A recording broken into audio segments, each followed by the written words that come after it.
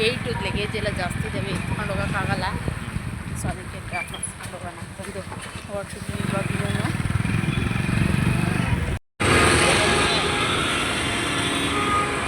Pavagada bus ಅಂತೂ full rush. So guys ನೋಡಿ, Pavagada bus ಅಂತೂ ಫುಲ್ ರಶ್ ಆಗಿ ಬರ್ತಿದ್ದಾವೆ. ಏನಿಲ್ಲ ಅಂದರೂ ಹಾಫ್ ಆನ್ ಅವರ್ ವೆಯ್ಟ್ ಮಾಡಿದ್ದಾಯ್ತು. ನಾವು ಬಂದಮೇಲೆ 2 ಬಸ್ಸು ಪೂರ್ತಿಯಾಗಿ ರಶ್ ಆಗಿತ್ತು. ಸೊ ಮಕ್ಳನ್ನ ಕರ್ಕೊಂಡು ಹೋಗೋದ್ರಿಂದ ಬಸ್ಸು ರಶ್ ಆಗಿದ್ರೆ ನಿಂತ್ಕೊಂಡು ಹೋಗ್ಲಿಕ್ಕೆ ಆಗೋದಿಲ್ಲ. ಸೊ ಅದಕ್ಕೆ ವೆಯ್ಟ್ ಮಾಡೋಣ ಅಂತಂದು ವೆಯ್ಟ್ ಮಾಡ್ತಾ ಇದ್ದೆ. ಪ್ರೈವೇಟ್ ಬಸ್ ಬರ್ತವೆ ಅಂದರೆ ಅವು ಬರಲೇ ಇಲ್ಲ. ಸೊ ಗೈಸ್ ನೋಡಿ, ಇವಾಗ ಅಂದರೆ ಈಗಲೇ ಅಲ್ಲ, 1 ಅವರ್ ಮುಂಚೆಲೇ ಬಂದ್ವಿ. ಸೊ ಬಂದುಬಿಟ್ಟು ಊಟ ಮಾಡಿ ಇವಾಗ ನೋಡಿ ಇವೆಲ್ಲ ಎತ್ತಿಡಬೇಕು. ನನಗೆ ಅಂಟ್ಕೊಂಡಿದ್ರೆ ಆಗಲ್ಲ, ಎಲ್ಲ ಕ್ಲೀನ್ ಮಾಡಬೇಕು, ಆವಾಗಲೇ ಸಮಾಧಾನ. ಸೊ ಅದಕ್ಕೆ ಫಸ್ಟ್ ಇವಾಗ ಈ ಬಟ್ಟೆ ಎಲ್ಲ ಬೆಂಗಳೂರಿಂದ ತಂದಿಲ್ಲ, ಅವೆಲ್ಲ ತೊಳೆಯೋಕ್ಕಾಗದಿದ್ರೆ ತೊಳೆಯೋಕೆ ಹಾಕ್ಬಿಟ್ಟು ಎತ್ತಿಡೋವೆಲ್ಲ ತೊಳೆದಿರೋವೆಲ್ಲ ಎತ್ತಿಡಬೇಕು. ಹಾಗೆ ಬಟ್ಟೆ ತೊಳೆಯೋವಂತೂ ಜಾಸ್ತಿ ಇದ್ದಾವೆ. ಸೊ ನಾವು ಬೆಂಗಳೂರಿಗೆ ಹೋಗ್ಬೇಕಾದ್ರೆ ಎಲ್ಲ ಮಾಡ್ಕೊಂಡು ಹೋಗಿದ್ವಲ್ಲ, ಸೊ ಅವನ್ನೆಲ್ಲ ಹಂಗೆ ಇಟ್ಟಿದ್ದಾರೆ, ತೊಳಿಬೇಕು. ಅವನು ಕೂಡ ಈಗ ಜಾಸ್ತಿ ಬಟ್ಟೆ ಒಂದು ಬ್ಯಾಸ್ಕೆಟ್ ಪೂರ್ತಿ ತುಂಬೋಗಿದೆ. ಮತ್ತು ಬೆಂಗಳೂರಿಂದ ಬಂದ್ವಲ್ಲ, ಈಗ ಅಲ್ಲಿ ಬಿಚ್ಚಾಕಿರೋ ಅವನ್ನ ಹಂಗೆ ತಗೊಂಡು ಬಂದೆ ನಾನು. ಅವನು ಕೂಡ ತೊಳೆದಾಕಬೇಕು.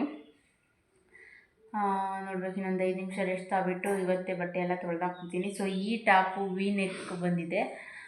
ಸೊ ಚೆನ್ನಾಗಿದೆ, ಬೆಂಗಳೂರಲ್ಲೇ ತೊಗೊಂಡಿದ್ದು, ಅಮ್ಮರ ಮನೆ ಹತ್ರ ತೊಗೊಂಡಿದ್ದು. ನೋಡಿ ಪೂರ್ತಿ ಚೆನ್ನಾಗಿದೆ. ತೋರ್ಸಪ್ಪ ಆ ಕಡೆ. ಸೊ ಈ ಡ್ರೆಸ್ಸು ವಿ ನೆಕ್ಕಲ್ಲಿ ಬಂದಿದೆ ಮತ್ತು ಎಂಬ್ರಾಯ್ಡ್ರಿ ವರ್ಕೆಲ್ಲ ಬಂದಿದೆ. ಇಷ್ಟ ಆಯಿತು ನನಗೆ. ಅಂದರೆ ಬೆಂಗಳೂರಲ್ಲಿ ಈ ಡ್ರೆಸ್ನ ತೊಗೊಂಡಿದ್ದು. ಇದೊಂದೇ ಅಲ್ಲ, ಇನ್ನೂ ಒಂದಷ್ಟೆಲ್ಲ ತೊಗೊಂಡಿದ್ದೀನಿ. ಸೊ ನನಗೆ ಮಧುಗಿರಿಗಿಂತ ಬೆಂಗಳೂರಲ್ಲಿ ನಾನು ನೋಡ್ಕೊಂಡಿರೋ ಅಂಗಡಿಯಲ್ಲಿ ವರ್ತ್ ಅಂತ ಅನಿಸುತ್ತೆ. ಸೊ ಅದಕ್ಕೋಸ್ಕರ ಅಲ್ಲೇ ತೊಗೊಂಡು ಬರೋದು ನಾವು. ಒಂದ್ಸರಿ ಬೆಂಗಳೂರಿಗೆ ಹೋದೆ, ಒಂದಷ್ಟೆಲ್ಲ ತಂದುಬಿಡ್ತೀನಿ. 1 ವರ್ಷನಾದರೂ ಬರೋ ಅಷ್ಟಾದರೂ ತಂತೀನಿ. ಮತ್ತು ಏನಾದರೂ ಬೇಕು ಅಂದರೆ ಇಲ್ಲೇ ಮಧುಗಿರಿಯಲ್ಲಿ ತೊಗೊಳ್ತೀವಿ ಅಷ್ಟೇ. ಸೊ ಮನೆ ಹತ್ರ ಬಂದ್ವಿ ನೋಡಿ, ಎಲ್ಲ ಐಟಮ್ ಎಲ್ಲ ಹತ್ತು ಹಾಕಿದ್ದಾರೆ, ಎಲ್ಲ ಎತ್ತಿಡ್ಬೇಕು ಇವಾಗ. ಸೊ ಇವಾಗ ನೋಡಿ, ಬೆಂಗಳೂರಿಂದ ತಂದಿರೋ ಬಟ್ಟೆ ಇವೆಲ್ಲ ತೆಗ್ದು ಹಾಕ್ಬಿಟ್ಟಿದ್ದೀನಿ. ಇವೆಲ್ಲ ನೋಡಿಕೊಂಡು ಯಾವ್ಯಾವ ಬೇಕೋ ಅವೆಲ್ಲ ಎತ್ತಿಟ್ಬಿಟ್ಟು ಎಲ್ಲ ತೆಗ್ದಿಡ್ಬೇಕೀಗ. ನಾವು ಬೆಂಗಳೂರಿಂದ ನಾಳೆ ಬರೋಣ ಅಂದ್ಕೊಂಡಿದ್ವಿ. ಏನಂದರೆ ನಮ್ಮ ಮನೆಯವರು ಸ್ಕೂಲ್ಗೆ ಅಡ್ಮಿಷನ್ ಮಾಡಿಸ್ಬೇಕು ಅಂತ ಫೋನ್ ಮಾಡಿರಂತೆ. ಅವರಂತೂ ಒಂದ್ಸರಿ ಅವ್ರೇನಾದರೂ ಅಡ್ಮಿಷನ್ ಮಾಡಿಸ್ಕೊಂಡು ಬುಕ್ಸ್ ತಗೊಂಡೋಗ್ರಿ ಅಂತ ಹೇಳಿದ್ರೆ ಅದನ್ನೇ ಇಟ್ಕೊಬಿಡ್ತಾರೆ. ಸೊ ಅದಕ್ಕೆ ಅಡ್ಮಿಷನ್ ಮಾಡಿಸ್ಕೊಬರೋಣ ಬಾ ಇನ್ನೇನು ಅಂತಂದು. ಸೊ ಅದಕ್ಕೆ ಇನ್ನೇನು ನಾಳೆ ಬರಬೇಕಿತ್ತಲ್ಲ. ಸೊ ಇವತ್ತೇ ಬಂದುಬಿಟ್ಟು ಬಟ್ಟೆ ಎಲ್ಲ ತೊಳೆದಾಕ್ತಿದ್ದೀನಿ. ಮತ್ತೆ ಜಾಸ್ತಿ ಆಗ್ತವೆ ಅಂತಂದು ಇವತ್ತಿನೇನು ಹಾಫ್ ಡೇ ಪೂರ್ತಿ ಇಲ್ಲೇ ಕಳೆದೋಯ್ತಲ್ವ. ಸೊ ಬಟ್ಟೆ ಎಲ್ಲ ತೊಳೆದಾಕ್ಬಿಟ್ರೆ ನಾಳೆ ಬ್ಲೌಸ್ ಸ್ಟಿಚ್ ಮಾಡೋಕ್ಕೆ ಸರಿ ಹೋಗುತ್ತೆ ಅಂತಂದು ಬಟ್ಟೆ ಎಲ್ಲ ತೊಳೆದಾಕ್ತಿದ್ದೀನಿ. ಜಾಸ್ತಿ ಬಟ್ಟೆ ಬೇರೆ ಇದ್ವಲ್ಲ, ಏನಂದರೆ ಕೊಳೆಯಲ್ಲಿ ನೀರು ಬೇರೆ ಬರ್ತಿದ್ವು, ಅವಾಗಿನ ನೀರು ಎತ್ತಿದ್ರು ಅನಿಸುತ್ತೆ.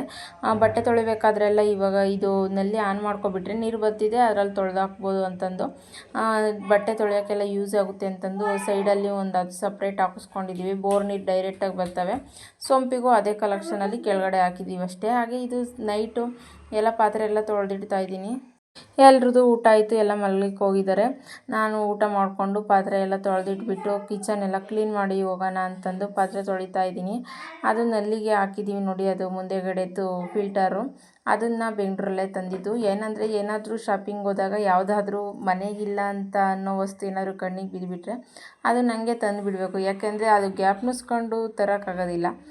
ಕಣ್ಣಿಗೆ ಕಂಡಾಗ ಮನೆಗಿಲ್ಲ ಅಂತಂದು ಗೊತ್ತಾದಾಗ ನನಗೆ ತೊಗೊಂಡು ಬರೋಣ ಅಂತಂದು ತಂದಿದ್ದು. ಸೊ ಮುಂಚೆನೇ ಹಾಕಿದ್ದು ಅದೊಂದು ಸ್ವಲ್ಪ ಹಳೇದಾಗಿತ್ತು ಮತ್ತು ಅದು ಲಾಕು ಕಿತ್ತೋಗ್ಬಿಟ್ಟಿತ್ತು.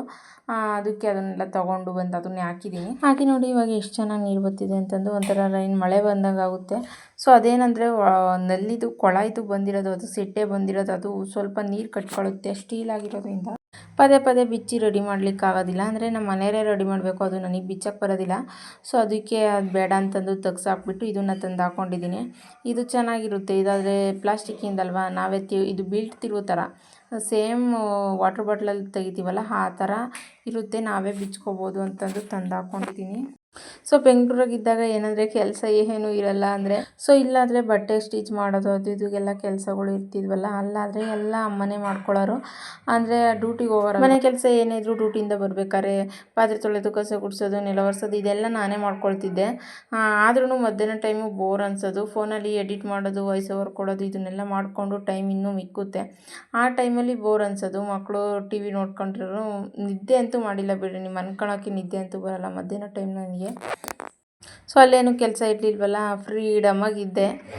ಇಲ್ಲಿ ಬಂದ ತಕ್ಷಣ ನೋಡಿ ಎಷ್ಟು ಕೆಲಸ, ನಮ್ಮನೆ ನಮ್ಮ ಕೆಲಸ ಅನ್ನೋದೊಂದು ಇರುತ್ತಲ್ಲ. ಸೊ ಅದಕ್ಕೆ ಅಂದರೆ ಅದು ನಮ್ಮನೆ ನಮ್ಮ ಕೆಲಸ ಅಂತ ಹೇಳ್ತಿಲ್ಲ. ಅಲ್ಲೇನಂದರೆ ಕಸ ಮುಸ್ರೆ ಬಿಟ್ಟರೆ ಇನ್ನೇನಿರುತ್ತೆ ನಮ್ಮದು ಮಾಡೋದು, ಇನ್ನೇನು ಇರೋದಿಲ್ಲ.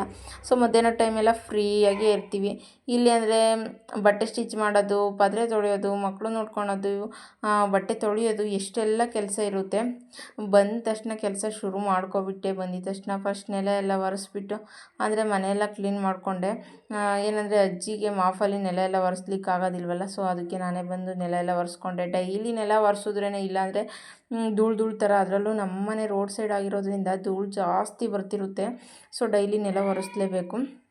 ಅದಕ್ಕೆ ನೆಲ ಎಲ್ಲ ಒರೆಸ್ಕೊಂಡು ಕ್ಲೀನ್ ಮಾಡಿಕೊಂಡು ಅದಾದಮೇಲೆ ಬಟ್ಟೆ ಎಲ್ಲ ತೊಳೆಯೋವೆಲ್ಲ ತೆಗೆದಾಕ್ಬಿಟ್ಟು ಬಟ್ಟೆ ತೊಳೆದಾಕಿ ಈಗ ನೋಡಿ ಸಂಜೆ ಇಷ್ಟೊತ್ತಾದ್ರೂ ಕೆಲಸ ಮಾಡ್ತಾನೇ ಇದ್ದೀನಿ. ಏನಂದರೆ ಇವಾಗ ವೀಡಿಯೋ ವರ್ಕ್ ಇರೋದ್ರಿಂದ ಸೊ 10:30 11 ಗಂಟೆನಾದರೂ ಆಗೇ ಆಗುತ್ತೆ ನಾನು ಮಲ್ಕೋಬೇಕಾದ್ರೆ.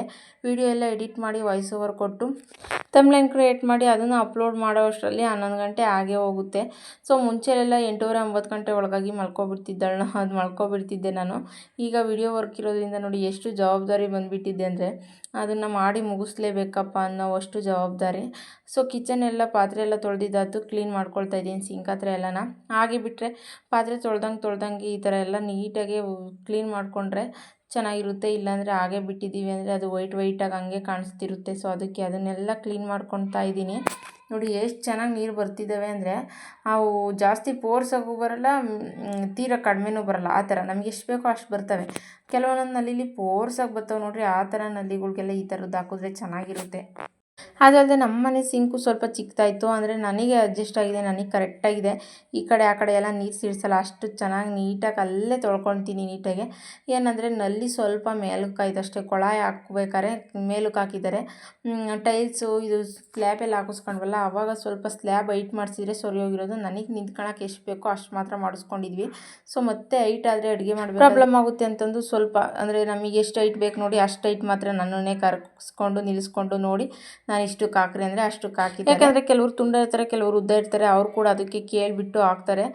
ಎಷ್ಟಕ್ಕೆ ಬೇಕೋ ಅಷ್ಟಕ್ಕೆ ನೋಡಿ ಅಡ್ಜಸ್ಟ್ ಮಾಡಿಬಿಟ್ಟು ಹಾಕಿ ಹೋಗ್ತಾರೆ. ಅದೊಂದೇ ಅಲ್ಲ, ಪ್ರತಿಯೊಂದು ಐಟಮು ಕೂಡ ನಾನು ಇಷ್ಟಕ್ಕೆ ಬೇಕೋ ಅಷ್ಟಕ್ಕೆ ಬೇಕೋ ಅದೇ ಥರ ಇರಬೇಕು ಅಂತಲೇ ಹೇಳಿನೇ ಹಾಕಿಸ್ಕೊಂಡಿರೋದು.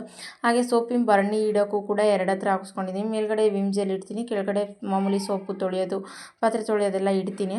ಸೊ ಇವತ್ತಿನ ವಿಡಿಯೋ ಅಷ್ಟೇ. ವಿಡಿಯೋ ಮುಗಿಸೋದಕ್ಕೂ ಮುಂಚೆ ಯಾರೆಲ್ಲ ಸಬ್ಸ್ಕ್ರೈಬ್ ಮಾಡ್ಕೊಂಡಿಲ್ಲ ಸಬ್ಸ್ಕ್ರೈಬ್ ಮಾಡ್ಕೊಂಡು ನೋಡಿ. ಹಾಗೆ ನನ್ನ ಚಾನಲ್ನ ಹೊಸದಾಗಿ ನೋಡ್ತಿರೋರು ಕೂಡ ಸಬ್ಸ್ಕ್ರೈಬ್ ಮಾಡ್ಕೊಂಡು ನೋಡಿ. ನಿಮ್ಮೊಂದು ಸಬ್ಸ್ಕ್ರೈಬ್ ನಮಗೆ ಒಂದು ಎನರ್ಜಿ ಇದ್ದಂಗೆ. ಸೊ ಇವತ್ತಿನ ವಿಡಿಯೋ ಅಷ್ಟೇ ಲೈಕ್ ಮಾಡಿ, ಶೇರ್ ಮಾಡಿ, ಸಬ್ಸ್ಕ್ರೈಬ್ ಮಾಡ್ಕೊಳ್ಳಿ. ಸಿಗೋಣ ನಾಳೆ ಮತ್ತೊಂದು ಹೊಸ ವಿಡಿಯೋದೊಂದಿಗೆ. ಅಲ್ಲಿವರೆಗೂ ಟೇಕ್ ಕೇರ್, ಬಾಯ್.